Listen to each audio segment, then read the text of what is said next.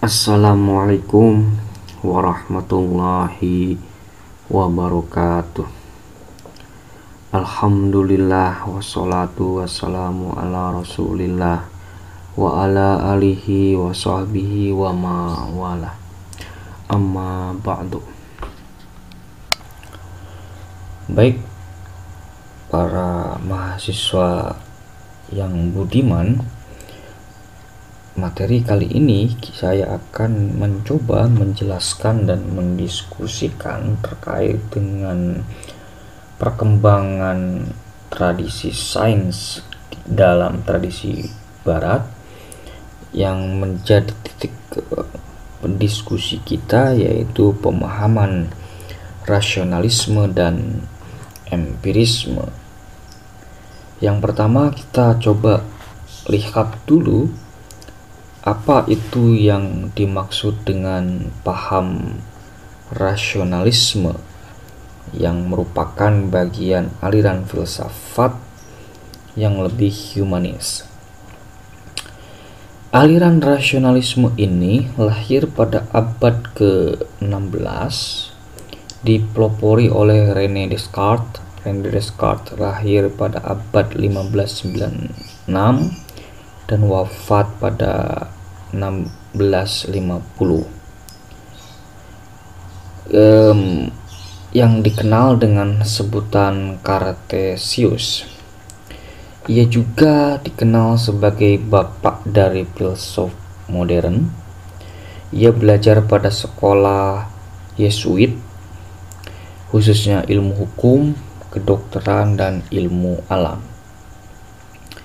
Intinya, paham rasionalisme adalah paham yang beranggapan bahwa akal sebagai pangkal dari kebenaran ilmiah.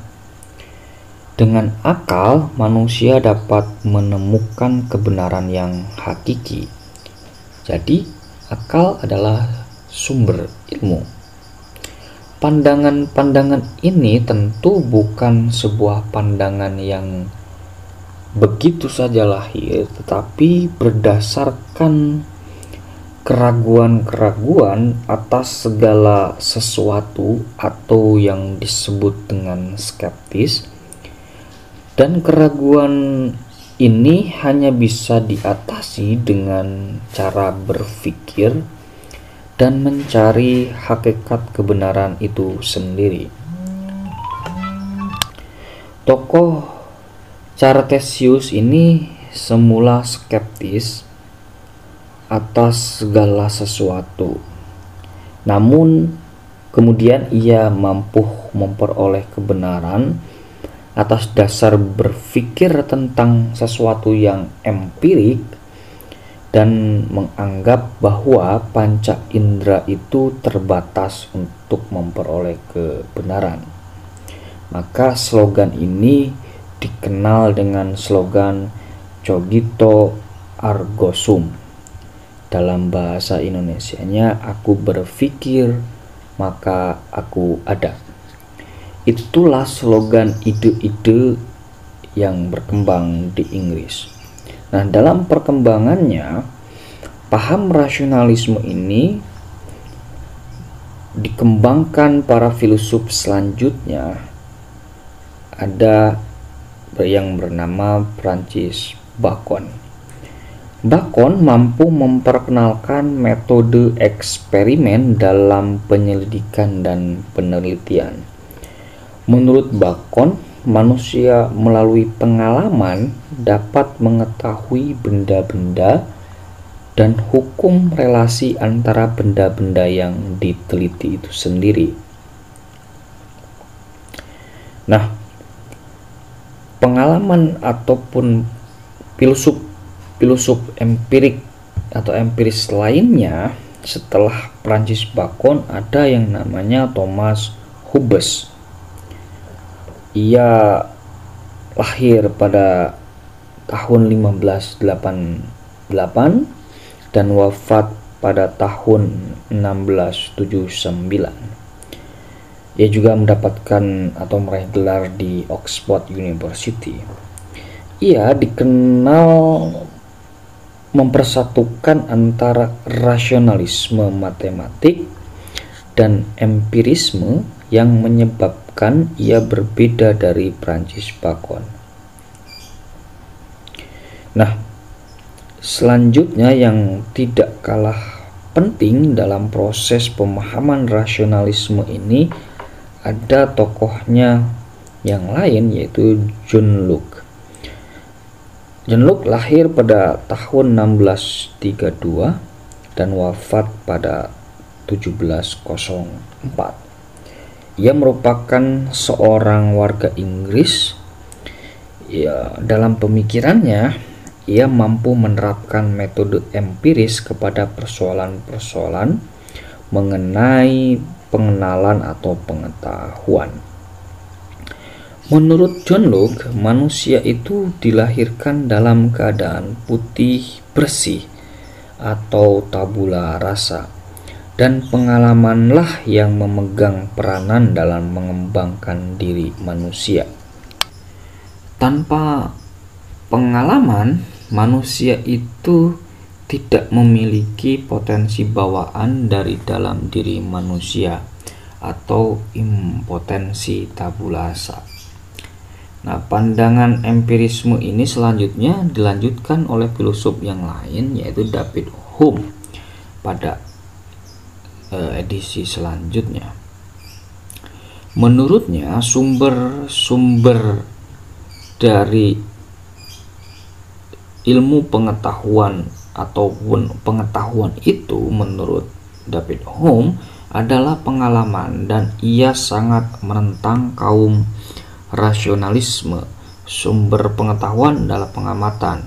Melalui pengamatan ini, ia telah melakukan pengamatan dalam memahami kepentingan umat-umat manusia, atau deduksi yang dimaksudkan untuk memberi pembuktian seketat mungkin, termasuk mengenai hal-hal dari segi seluruh bidang pengetahuan, berdasarkan atas apa yang dianggap sebagai kebenaran-kebenaran hakiki dalam kajian filsafat itu sendiri.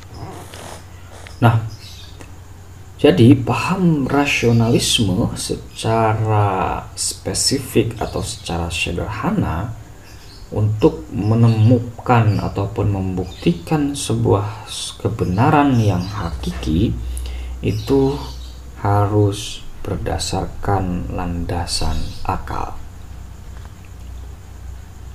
Nah, pada perkembangan selanjutnya, untuk membuktikan sebuah kebenaran-kebenaran hakiki itu, apakah hanya dapat mampu hanya berdasarkan akal? Ternyata tidak hanya selesai di dalam masalah akal atau rasio gitu. Maka ada pengembangan selanjutnya, yaitu pengalaman ataupun empirisme. Nah, baik yang kedua, tradisi sains dalam tradisi ilmu pengetahuan di barat itu yang berkembang adalah empirisme. Empirisme ini berasal dari kata empiri, yaitu yang memiliki arti pengalaman. Nah, pengalaman yang dimaksud adalah sesuatu hal yang ditangkap oleh panca indera. Artinya, panca indera mampu menangkap kebenaran ilmu sebagai sesuatu yang faktual dan nyata benarnya. Bahkan ia juga termasuk di dalamnya pengalaman batiniah seseorang, misalnya menyangkut pribadi manusia. Sementara itu, dalam paham empirisme, akal hanya berfungsi untuk mengatur dan mengolah bahan-bahan atau data yang diperoleh melalui pengalaman. Oleh karena itu, aliran empirisme ini berkeyakinan bahwa manusia tidak mempunyai ide-ide bawahan atau innate ideas. Paham empirisme menolak pandangan rasionalisme yang berpegang kepada kebenaran rasional belaka dan bersumber dari dalam diri manusia. Sebab menurut paham empirisme justru itu lebih menekankan pada pengalaman lahiriah, tentang pengalaman batin dan pengalaman di dunia yang berhubungan dengan diri pribadi manusia itu sendiri. Tokoh utama dari paham empirisme ini sosoknya adalah Francis Bacon, yang pada abad ke-15 menuju abad ke-16 ia mampu menyebarkan terkait dengan doktrin utama dari rasionalisme itu sendiri. Atas dasar pemikiran inilah Francis Bacon menolak skeptisisme. Skeptisisme itu adalah aliran terkait dengan keraguan atas segala sesuatu. Dan keraguan itu hanya bisa diatasi dengan cara berpikir dan mencari hakikat kebenaran tersebut.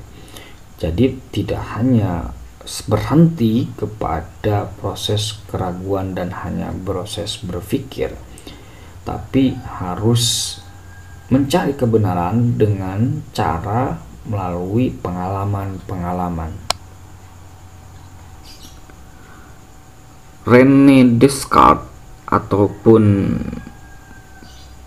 selain itu, Francis Bacon juga memperkokoh paham rasionalisme. Nah, yang intinya dasar berpikir rasional itu telah memberikan kontribusi besar dalam pengkajian-pengkajian ilmu-ilmu pada tataran konsep dan metodologi. Hal ini menjadi karakteristik kebangkitan budaya dan ilmu pengetahuan yang cenderung bersifat kompromistik terhadap perubahan, baik itu dari arus ontologi, epistemologi, dan aksiologi. Nah, pertanyaannya, apa itu yang dimaksud dengan ontologi? Ontologi itu adalah hakikat dari sesuatu yang empirik.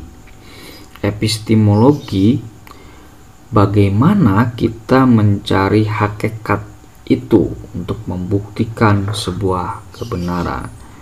Sementara aksiologi merupakan nilai-nilai yang dapat kita ambil dari sebuah kebenaran yang dapat kita buktikan berdasarkan pengalaman empirik dari dasar yang dimiliki manusia yang ada, yaitu indera atau panca indera itu sendiri. Nah, kedua perkembangan paham ini, baik itu rasionalisme dan empirisme, itu mampu memperkokoh pondasi perkembangan sains dalam tradisi barat dan secara perlahan mampu mengikis kecenderungan dogmatisme abad pertengahan. Dengan berkuasanya akal, orang yang mengharapkan akan lahirnya suatu dunia baru yang lebih sempurna di bawah kepemimpinan akal manusia.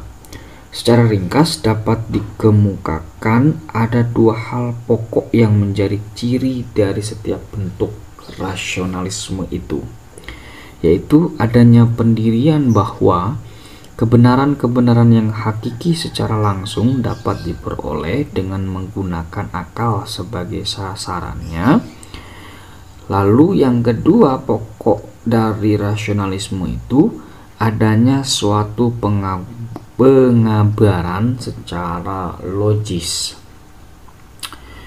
Nah, sekalipun kedua aliran filsafat baik rasional maupun empiris, namun nampaknya kedua aliran ini saling berbeda, justru bahkan bertentangan antara satu dengan yang lainnya.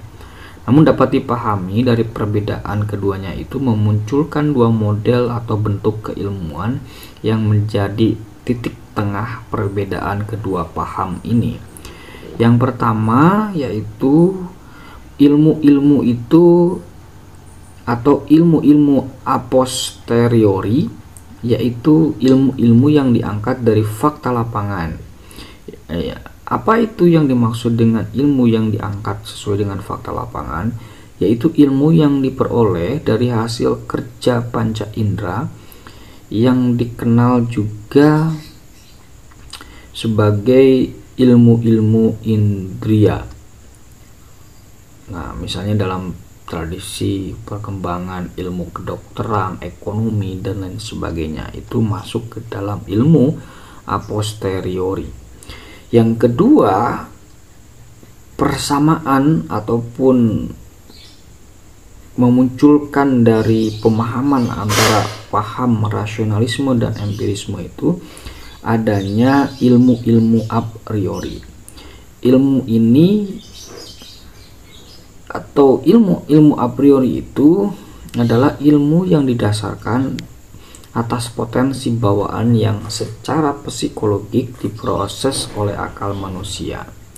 Oleh karena itu, dikenal juga sebagai ilmu-ilmu yang berdasarkan intelektualitas manusia atau ilmu-ilmu intelektual yang berkembang oleh pengalaman hasil penelitian manusia ataupun para ilmuwan yang ada hingga era kontemporer hari ini.